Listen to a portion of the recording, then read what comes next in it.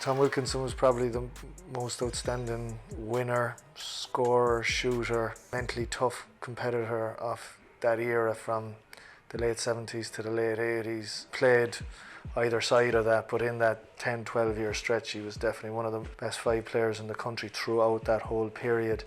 Look at the history of it. He was from Neptune, went to Demons, helped consolidate them as a power. And then Neptune had just got promoted, but they weren't in a position to really contend.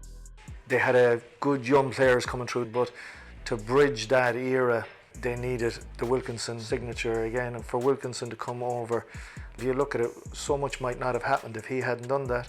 Would there have been such a demand or momentum for the need for a Neptune stadium? The television that came with it, it's probably doubtful. Would Burgerland have been their sponsor if Tom Wilkinson wasn't on board? It just, when he came to Neptune, all of a sudden they were a proper team, not just a proper club.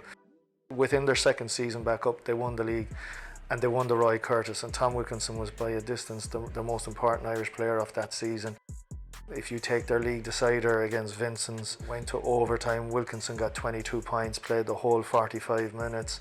The Roy Curtis, which is probably the best achievement by an Irish club in international competition, to beat Murray Internationals, which were basically all-American team with former NBA draft picks like Ralton Way, Louis Young. Like Tom Wilkinson scored 20 points in that final, 74-71. When Tom was coming along, Tom O'Sullivan, you had him on one wing, Tom Wilkinson on the other wing.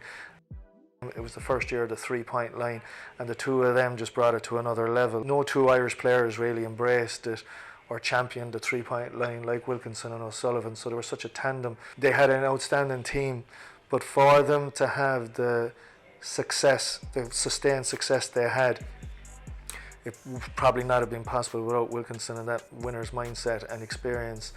So he's been a hugely important figure in Irish basketball history, but Cork basketball history, and part of his legacy also is what he did for the south side of this city. Basketball became popular on the south side of the city between him coaching it there or people going along up to the north side to watch the big games in the hall in the stadium.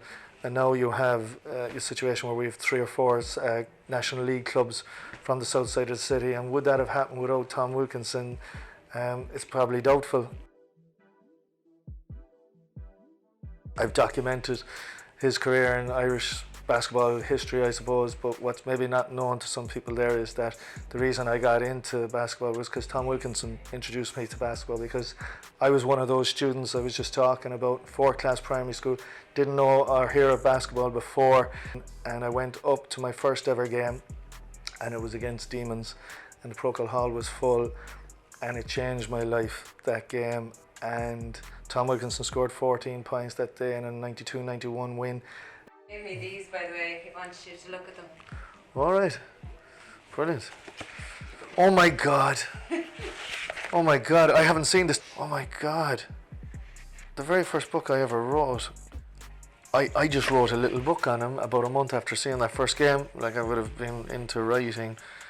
And I just showed it to a friend, and I remember his name, Fergal Daly, and he went, "Sir," and he said, "What's going on over there?" And Fergal brought it up to him. Sure, of course, his ego, he was delighted with it, Wilkie.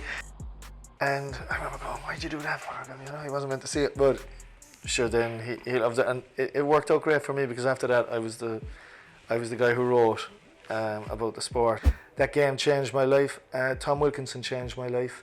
He introduced me to this fantastic sport, and I'm delighted that he asked me to do this, and I'm delighted that he's going into the Hall of Fame. So well done, sir.